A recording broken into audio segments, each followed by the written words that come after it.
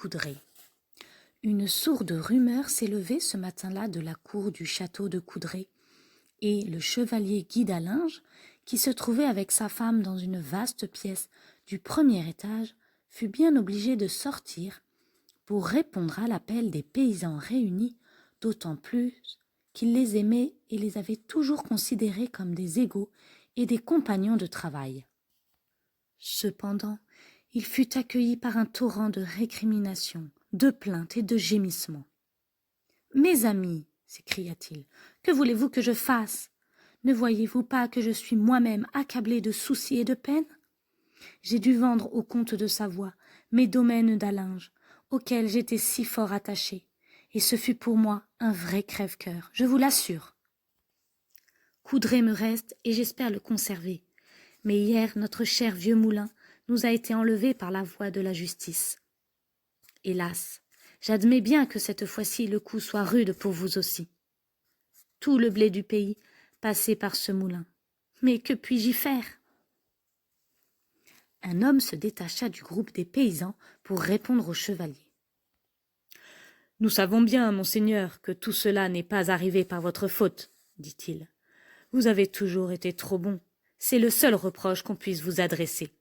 Mais songez que sans votre moulin, nous sommes tous ruinés. » « Eh bien, voyez les moines de l'abbaye de Filly, répondit Guy de Coudray. Peut-être pourront-ils vous aider maintenant que je ne le puis plus moi-même. Laissez-moi en repos, car je suis bien triste moi aussi, et j'ai besoin de solitude. Ayant dit, il rentra dans son château, tandis que les paysans s'éloignaient, déçus et peu confiants dans l'aide des moines, car ils les savaient aussi pauvres qu'eux-mêmes. Le chevalier Guy d'Allinges, seigneur de Coudray, habitait depuis longtemps ce magnifique château de Coudray, dont les toits pointus dominent des bois renommés pour leur beauté, leur étendue et leurs allées de buis plusieurs fois centenaires. Le lac venait mourir en vagues légères sur une étroite grève de galets, et le clapotis de ses eaux berçait les jours et les nuits de ses habitants. La bonté de Guy était proverbiale. Il aimait rendre service à tous et ses amis en abusaient. Sans cesse, il leur prêtait de l'argent qu'on oubliait de lui rendre. Les Savoyards ont ainsi le cœur généreux, et j'en ai connu d'autres, quelques siècles plus tard, qui se ruinèrent de la même façon. Donc le chevalier Guy en arriva à ne plus pouvoir payer ses propres dettes. Il dut vendre des terres, ce qui le chagrina beaucoup, mais le coup le plus dur avait été la réquisition de son moulin, la veille par des gens de justice. Que devenir sans moulin?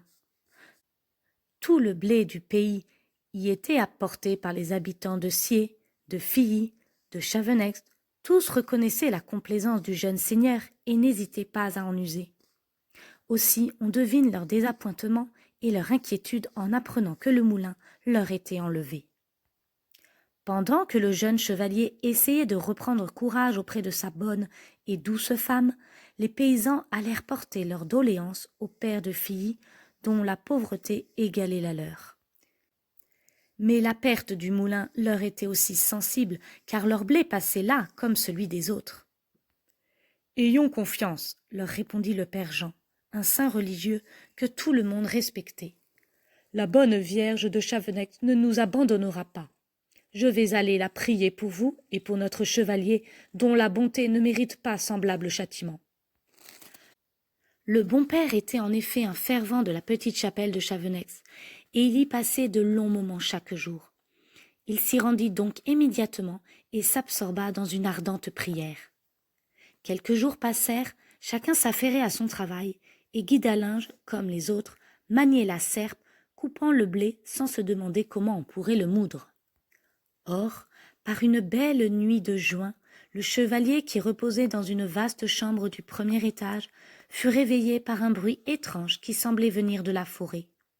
Le lac clapotait doucement sur la grève, son parfum arrivait par la fenêtre ouverte, et la blanche lumière du clair de lune se répandait sur les bois. « Qui donc peut travailler à cette heure ?» se demanda-t-il. Il se leva pour se rendre compte de ce qui se passait.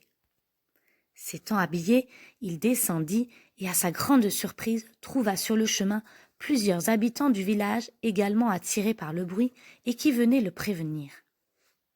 La curiosité les poussant, ils s'acheminèrent vers le bois et soudain, en arrivant à l'entrée d'une clairière, ils la virent inondée de lumière, tandis qu'un extraordinaire spectacle s'y déroulait à leurs yeux ébahis. Une vingtaine de beaux jeunes gens travaillaient avec ardeur autour d'un amas de planches. L'un d'eux, une serpe d'or à la main, abattait les grands arbres et les autres les débitaient rapidement. Au milieu de la clairière, tout illuminée par les rayons de la lune qui faisait resplendir sa robe blanche, une femme d'une éblouissante beauté semblait les diriger. Cloués au sol par la surprise et l'admiration, les habitants de Coudray et leur seigneur virent peu à peu s'élever devant leurs yeux un magnifique moulin tout neuf et bien plus grand que l'ancien. Peu à peu, l'ombre cependant avait envahi la clairière et la chanson du lac semblait s'être apaisée. Et quand le moulin fut terminé, l'air frais de l'aube se faisait déjà sentir. Le chevalier Guy et ses compagnons se précipitèrent alors vers le moulin qui s'élevait seul et majestueux dans la prairie.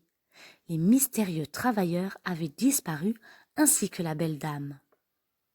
Le père Jean comprit que sa prière avait été exaucée et que la Vierge elle-même était venue avec des anges construire un moulin pour le seigneur de Coudray. De longues années, le moulin tourna pour tout le monde. La fortune revint, grâce à lui, au chevalier d'Allinges qui fut ainsi récompensé de sa bonté et de son travail. Il fit rebâtir par reconnaissance une belle chapelle au village de Chevannex, et le père Jean put continuer à venir y prier celle qu'il avait exaucée. Les fresques peintes dans la nouvelle chapelle racontèrent l'histoire du moulin, et celui-ci, en souvenir de l'ange à la serpe d'or, fut longtemps appelé Moulin de la Serpe. Les seigneurs d'Allinges ne sont plus à Coudray, ni le beau moulin des anges, mais le lac sur la grève murmure toujours son éternelle chanson.